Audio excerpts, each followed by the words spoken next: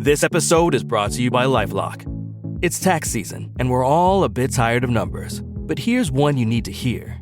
$16.5 billion. That's how much the IRS flagged for possible identity fraud last year. Now here's a good number. 100 million. That's how many data points LifeLock monitors every second. If your identity is stolen, they'll fix it. Guaranteed. Save up to 40% your first year at LifeLock.com/podcast. Terms apply. Hello, this is Simon Brew. I'm the editor of Film Stories magazine, and a very warm welcome to a special episode of the Film Stories podcast. Sorry about that. I literally had to fly in from outer space. Come with me. And I show you how deep the rabbit hole goes. And movies that had stories. That the story just sucks them in. This is just the beginning. Stories. We would be honored if you would join us. Hello, and a very warm welcome to Film Stories with Simon Brew. I am Simon Brew. As always, that's everything you need to know about me. The aim of the podcast, well, I'm here, as the title suggests, to talk of the stories of film. And I talk about development stories, production stories, behind-the-scenes stories, all those bits and bobs that go to make the films that we know and sometimes love just that, the films that we know and sometimes love. What we've got here is one of my special episodes of the podcast where I bring on a filmmaker to tell the story of their film.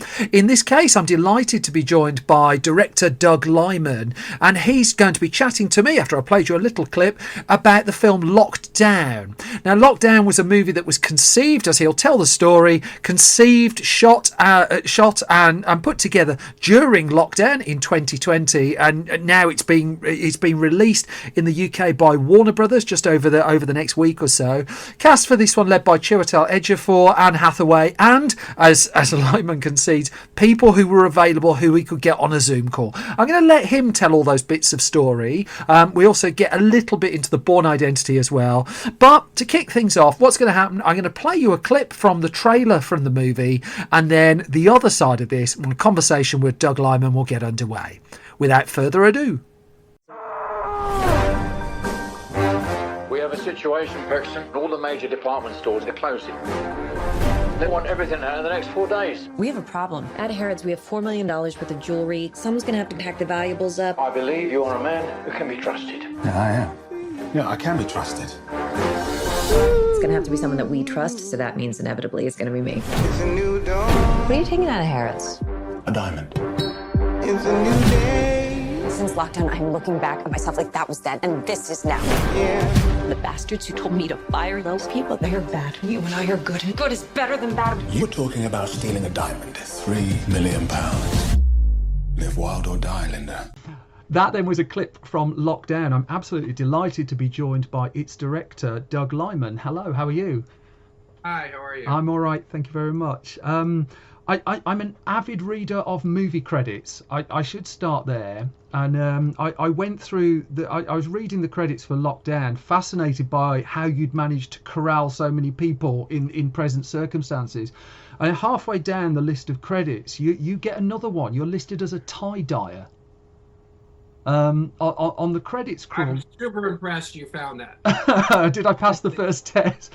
So, I mean, can you tell, just for my own curiosity, really, can you tell me how you've ended up as a tie dyer on a film? Because I don't think that's a credit you've had before.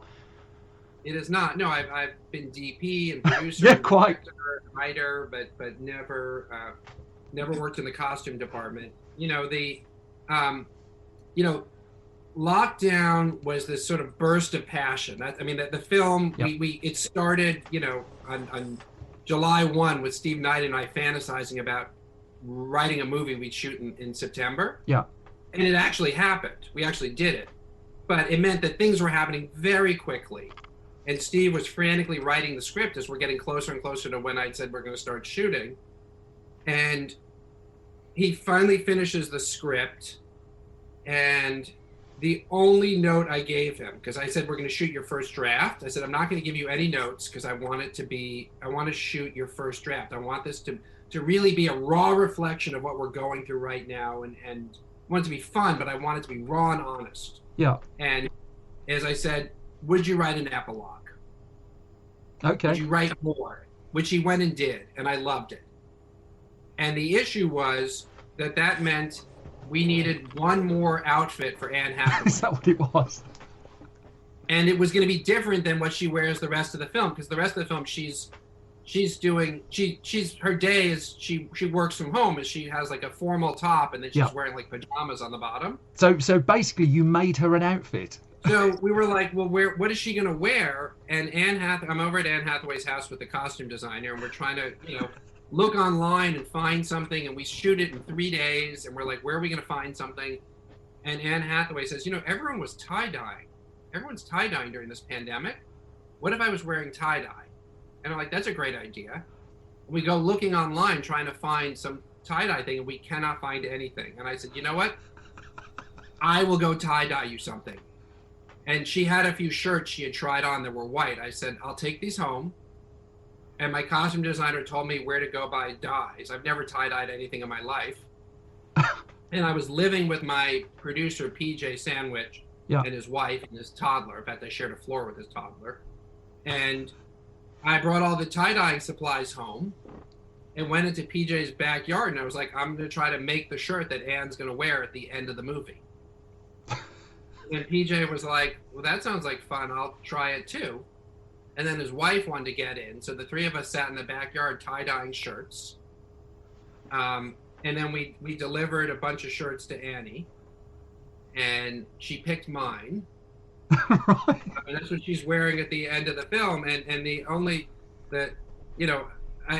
to hurt my ability to sort of, maybe have a second business as a tie-dyer, because here was the thing. I've never tie-dyed before, and it said you should wash the shirt after you tie-dye it. Okay. But I really liked how it turned out, and I was worried if I washed it, it might fade.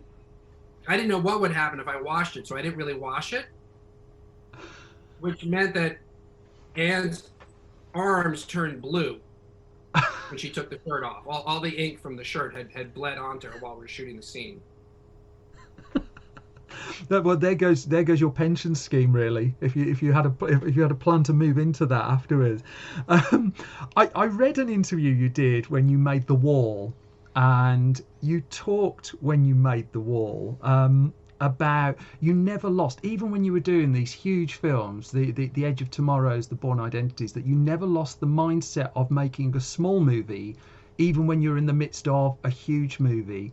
But then I wonder, nonetheless, if this does feel almost like coming full circle to a degree, because I read you limited yourself to the same kind of schedule you had on Swingers, that you flew yourself into, I know you fly yourself everywhere, but you flew yourself into Las Vegas and saw it for the first time, and that was part and parcel of Swingers, and there was a real exploration to that. And I wonder if you feel that there's a degree of coming back very much to your roots, just in the guerrilla style that you did this.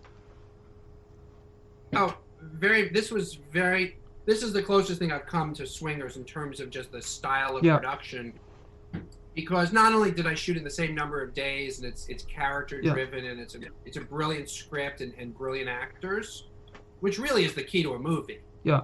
At the end of the day, get out of their way. Yeah. But it's that, when I do the bigger movies, I'm usually battling with the adults, right? Because I treat making movies like an adventure. Yeah.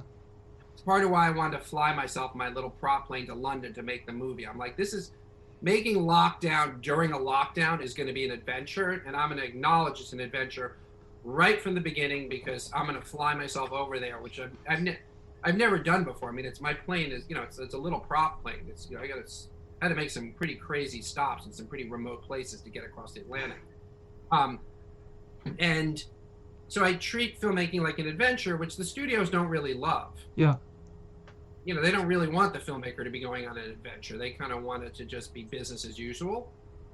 And Swingers, there were no adults in the room. I was just making the film with my friends. I didn't answer to anyone, except my father, whose friend had put up the money. Which is a pretty ferocious person to have to respond to, probably. But it's different than, an executive at Universal on Bourne Identity, having to, that kind of adult in the room. And so after Swingers, there's pretty much always been an adult in the room making my movies, until lockdown, where there are no adults in the room right now, because there are no rules, right? Because my whole thing is I'm kind of like a rule breaker. Yeah. And then there's always people being like, no, here's why the rules exist. But you're trying to make a movie about the lockdown during the lockdown. Who's got the rules on that? Nobody. Like, you know, when I decided I was going to fly myself to London and my friends were like, they let you do that? I'm like, who's they? There's no they anymore. Yeah. So it's one thing for me to decide I'm going to embark on this outrageous journey of making lockdown, but in this case, everybody signed on for the same adventure. Anne Hathaway committed to the movie off of 50 pages of a script and never wavered, and just no matter what I threw at her, you know, I had to swap the order of what I was going to shoot things in because of rain. And Annie and Chiwetel could have been like, it's London, you couldn't have anticipated rain. I was like, I really didn't think it was going to rain today, and I got to shoot tomorrow's work today. And they could have, like, you know, mutinied, but instead they're like, okay, we haven't memorized tomorrow's work, but we'll go for it. And that was when they taped all the lines to their clothes, is that right? Exactly. Yeah. Full Brando. Yeah. So again, everybody was willing to sort of commit to just commit to this crazy adventure that making lockdown was going to be. There wasn't anybody who was like, here are the normal rules of making a movie, because God knows lockdown was violating them from the beginning. Yeah. I mean, for us to say on July 1, let's come up with an idea for a movie to shoot in September. If there had been adults in the room, they would have been like, that's not how movies are made. You're one of the few people who've made mainstream films in Hollywood as well, because I used to be Den Geek, and I mean, we talked a couple of times there, and you were candid about the fact, and I'd not heard this so much before, candid about the fact that you enjoy the reshoot process. You think the reshoot process is a positive thing. I know you've been going through that on Chaos Walking recently, but I'm curious with this, because you always argued, you get a chance to redo your movie, and I know that helped Edge of Tomorrow, for instance, enormously. But was there an element with this, because that wasn't there, of going to that spirited adventure for you, removing the safety net of being able to reshoot, and you've just got these 18 days? I wonder if you can just talk to that. But here's where you're wrong. Because within these 18 days, I did reshoot. Yeah. I'm saying as we were shooting Lockdown, I was reshooting things that had already been shot. Can you talk through that? So I would, you know, obviously most of it I didn't, but occasionally, you know, the scene where Anne Hathaway first learns that he's going to be going to Harrods to take out a $3 million diamond. Yeah. I shot that scene and then saw an edit of it, and we were still in the house, and I said, you know what, I think Annie should be drunk. Oh, interesting. And I was like, I want to go back, and I was like, let me just shoot. If I just reshoot these 3 shots, I can sort of change it to her being drunk. And then I did that, and I was like, you know what, actually, it's going to change Chiwetel's performance. Like, I'm going to reshoot his side, too. And so I reshot that scene. And, you know, there's probably a half dozen scenes in Lockdown that after shooting them and thinking about them, I went back and got a piece. The scene in the garage where he's committing, you know, suicide or taking pictures and you don't know which is which. I went back and reshot that. Again, I first was like, because we didn't have, to shoot a whole movie in 18 days, it's not like you got a lot of free time. Yeah. To me, let me just squeeze this one thing in. So that process of shooting and editing and looking at it and maybe shooting some more happened during Lockdown. It just happened in a more intense and focused way. Because I knew I only had these 18 days, so I had to, if I was going to pick up something, I had to pick it up while I was there. In fact, the Stephen Merchant, the ending of the movie, yeah, where they're paging Edgar Allan Poe, yes, is a reshoot. Interesting. And so I already had been shooting in Harrods. I already had shot the ending. It had ended with Mark Gatiss. Yeah. I didn't think it was satisfying enough. Because of COVID, I was living with my producer, PJ. Yeah. Because we were quarantine bubble.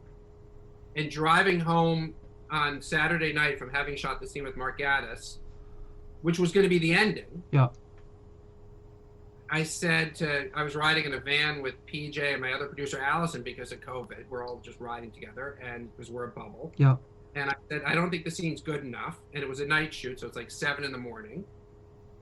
I go to sleep. I wake up at like noon.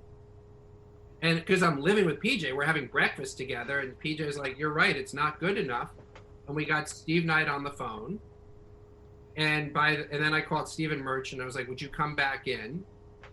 And, Steve Knight wrote it that afternoon. And it was, and I shot the ending with the paging Edgar Allan Poe that night.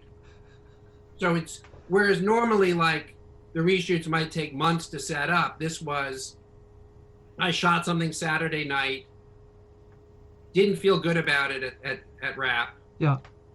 Sunday morning when I woke up, talked about it with my producer, got Steve to write us something new, and by Sunday night I was shooting the reshoot. And like reshoot, I say reshoot, both of those, the Mark Gatiss scene and the Stephen Merchant scene are both in the movie. So when I say reshoot, sometimes it's to replace it, like I wanted Annie to be drunk. Yeah. And sometimes the structure of the movie needs something else. And so reshoot might just mean additional photography. It's oftentimes when I'm saying reshoot, it's not that I made a mistake. It's as much as looking at the movie, I think we need something different or additional to what we currently have. And I just in terms, going to Stephen Knight, if I can just ask about him. I mean, he's local to where I live. We both suffer the same football team for our sins.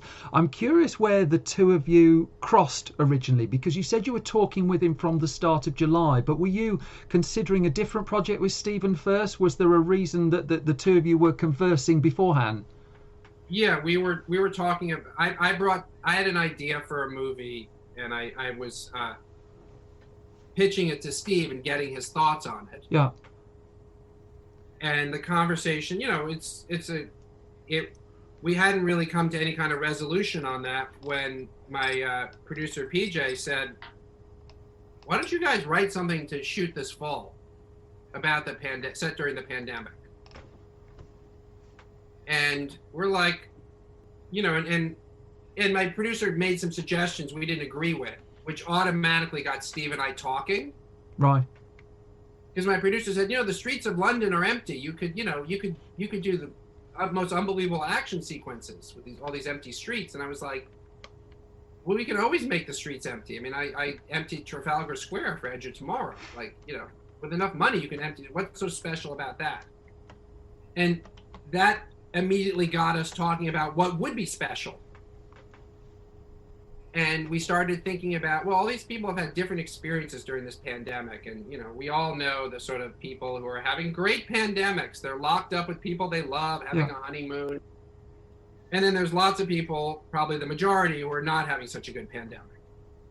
And we were interested in the latter. In this case, a couple that had decided to break up, being forced to quarantine together. And we just started brainstorming and making each other laugh. And then that was it. It was just like the last 10 minutes of a call about a different movie. And the producer was like, well, do you guys want to talk again about this? And because Steve and I, it's not like we had social plans, right? I mean, we had nothing but time because of the pandemic. We're like, yeah, I'd get back on another Zoom and talk about it. And Steve's like, yeah, I would do it too. And so we just kept talking about this, but it really was it was our version of escaping the monotony of our lockdown. Yeah. To just fantasize about the idea that we might go make a movie in September. It was never really going to happen. That is not how movies are made. I don't need an adult in the room to tell me that you can start conceiving of a movie in July and be shooting in September. Even I know that's impossible. I don't think I've had an instance where I've written a news story about a trailer for a director's next film, and then before that film comes out, they've gone off from scratch and completely made one in between. I don't think, I've been doing this for like 10, 15 years. I don't think I've ever seen that before. But then... in fact, it was pretty fun. I mean, the project I was discussing with Steve, yeah, is something I'm developing with a major star, and that person eventually was like, "Where are we on the writer for our project?" And I said, "I got to be honest with you. The first meeting I took with a writer on our project, we came up with an idea for a different movie, and we went and shot it." And the star was like, "You did what?" I was like, he was like, "It seems like we just talked yesterday." I know it. It was like, it's been a couple of months. We actually wrote a script, and I've now gone and shot it. And is the other Steve Knight project still alive? I mean, just out of curiosity. It is. But this star is like, I said, I'm back to talking to writers. And he goes, "Was this going to happen again?" But I do wonder, because there are clearly 3 or 4 films that are being made through lockdown by an assortment of directors, some of which are tonally very dark, and I was quite interested that yours wasn't, that you've not gone to make us even more depressed in very depressing times. But I do wonder what the ramification of changing the rules of filmmaking, or acknowledging that the rules of filmmaking don't have to be as firm as they once were, and appreciating you've always pushed at the boundaries of that anyway. What's the knock-on for you here, now that you've shown what you can do in such a short space of time, in your words, without the adults in the room? For me personally, like, if you set out to do something that is totally impossible, and by some miracle you pull it off, the idea of impossible sort of ceases to exist. Yeah. So I think as a filmmaker and as a person, I'm just more open to the possibilities. I mean, already I was pretty, I already maybe didn't listen to people saying something's not possible, but I really am going to be difficult now if somebody telling me something's impossible. Right? I mean, that was the whole thing when I was making Bourne Identity, Yeah. and my line producer kept telling me what wasn't possible. You can't afford this and you can't afford that. And I'd be like, well, on Swingers, I did it because we didn't have somebody like you telling us what we couldn't do. So we just went and did it. And I think in the case of me moving forward, I think I'll have a little bit more confidence to just try big ideas. That's kind of what I'm trying to get to, because I go back to when you did Bourne Identity, and you told a colleague of mine once a lovely story of you flying your plane to see Robert Ludlum, and nearly coming a cropper doing it, and then throwing your urine out the window on the way back because you needed the loo so much, and it all freezing and stuff like that. And it just sounded like a terrific adventure from someone, if they'd been told the rules, they just simply wouldn't have done it, because that's not the way things were deemed to be done. But I do wonder, because you say it's the impossible is attracted to you, and if there's a theme that I see through your movies, it's just like that they so many of them just seem like insurmountable challenges to me, and I wonder if that's still what gives you your spark, and if going through what you did on something like the Bourne Identity, where you had to push against such immovable forces, gave you the confidence, if that was as much a catalyst for your filmmaking as anything else. Yeah, no, when I think about lockdown, I think about Bourne Identity and how, in those cases, the forces were a studio and a system that wanted to put me in a box that I didn't want to be in, and the fact that I was, I feel like I'm talking about a different person because I don't understand where I had the courage of conviction to stand up to these powerful forces, but I did, and I'm really proud of the movie, and so that experience will encourage you to trust your instincts when you stand up to everybody else. And it's, because I was raised by a father who always told me, you have to really consider that other people might be right. And it's tricky to sort of balance that with having a gut instinct that's different than what other people are telling you. And I feel like I live with these two sort of forces pulling at me, the voice of my father telling me, consider that other people could be right, and my gut instinct telling me that, I think I'm right and they're wrong. And that, so an experience like Bourne Identity just adds a little more, allows me to trust my instincts a little bit more. And then when I do something like Lockdown, it makes me just feel better about humanity. Yeah. And to be honest, it's the experience of lockdown is about like, this pandemic has been so awful, and if something good can come of it, and I think that Steve wrote a really great script, and I think Annie and Chiwetel do a brilliant job acting in it, and I'm really proud of the movie. Yeah. If something good can come from this pandemic under impossible circumstances, then like, it feels like anything is possible. It just gives me hope. I've got about a minute of your time left. I just wonder if I could just keep it to something really simple, which you've sort of answered. But I wonder if you could just get to just how much you enjoyed this, because we're on a Zoom call now, so I can see your face. And as soon as you start talking about making of the film, your face just lights up. I mean, you can see the passion coming out of you for it. But can you encapsulate just how special this was for you? I'm trying to go spoiler light on the film, but clearly this has been really something special for you. It's been making lockdown is because it grew out of the pandemic, because it was the fact that I'm talking to you from this little farmhouse in Massachusetts, sitting at the same desk. It feels like just yesterday, Steve Knight and I were talking about this crazy idea of going and making this film, and that that I went to the airport just down the road and got on my little plane and flew to London, and like, it was such an adventure making lockdown every step of the way. It was all adventure. There was no boring part, right?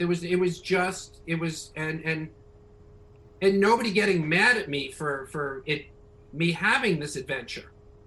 Nobody being like, you should be on a commercial flight and you should, and this is how movies are made. It was all like, everybody, it was, so if you can go on an adventure and everybody else is there with you, I mean, and most of all, Anne Hathaway and Chiwetel. I mean, they weren't in the airplane with me flying over to London, but they were in that airplane spiritually. They took as big a risk, and they went into this film with as much enthusiasm as you could possibly want in partners on this adventure. Doug Liman, thank you so much for your time. I think I can speak for all film goers when I say please keep ignoring the adults and take care. Thank you. Thank you so much. And with apologies for the mild sound rattling thing, which I couldn't get to the bottom of, but it just seemed to come via the Zoom call that we were on, that concluded my conversation with Doug Liman. Lockdown is coming out via Warner Brothers. Full details are in the description of this podcast. If you want more of my waffling, you can find that on Twitter. You can find me on Twitter at Simon Brew. You can find the entire Film Stories project at Film Stories Pod. Film Stories website is filmstories.co.uk. You can buy our print magazines. I like print magazines at store.filmstories.co.uk. We're on Facebook at facebook.com/filmstoriesonline and YouTube at youtube.com/filmstories. But that brings me to the end of this special episode of the podcast. I'll be back soon with your regular weekly film stories. In the meantime, thank you so much for listening. You all take care, and I'll be back with you soon. Bye bye.